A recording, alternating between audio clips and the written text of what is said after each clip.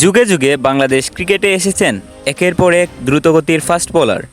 তাদের মধ্যে রয়েছেন কিছু স্পেশাল বোলার যাদের ব্যাটসম্যানরা খেলতে ভয় পায়। গতির জোর তোলা বাংলাদেশের 5 জন ক্রিকেটারের কথা বলবো আজকের এই ভিডিওতে। নাহিদ রানা। তরুণ নাহিদ রানা সম্প্রতি পাকিস্তানের বিপক্ষে রাওয়ালপিন্ডিতে 152 কিলোমিটার স্পিডে বল করে এখন পর্যন্ত সর্বোচ্চ গতির রেকর্ড করেন এবং এখন পর্যন্ত এটি বাংলাদেশিদের মধ্যে সর্বোচ্চ গতির বল। তাসকিন আহমেদ বাংলাদেশের সবচেয়ে দ্রুতগতির বোলারদের একজন। তার সর্বোচ্চ গতি রেকর্ড করা হয়েছে 150 কিলোমিটার ঘন্টা।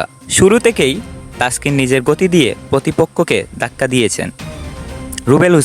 রুবেল হোসেন তার গতির জন্য সবসময় আলোচিত। তার সর্বোচ্চ গতি 149 কিলোমিটার ঘন্টা।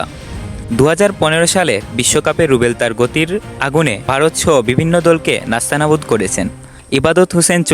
ইবাদত হোসেন সাবেক এয়ারফোর্স সদস্য। তার শৃঙ্খলা এবং গতির কারণে ক্রিকেটে সাফল্য পেয়েছেন। তার সর্বোচ্চ গতি রেকর্ড করা হয়েছে 147 কিলোমিটার ঘন্টা। ইবাদত তার উচ্চতা এবং বাউন্সের কারণে প্রতিপক্ষের জন্য বড় চ্যালেঞ্জ হয়ে দাঁড়ান। শরীফুল ইসলাম নতুন প্রজন্মের তারকা শরীফুল ইসলাম। তার বোলিং গতি প্রায় 145 কিলোমিটার ঘন্টা। শরীফুলের গতির সঙ্গে উচ্চতার মিশ্রণ ব্যাটসম্যানদের জন্য কঠিন হয়ে ওঠে।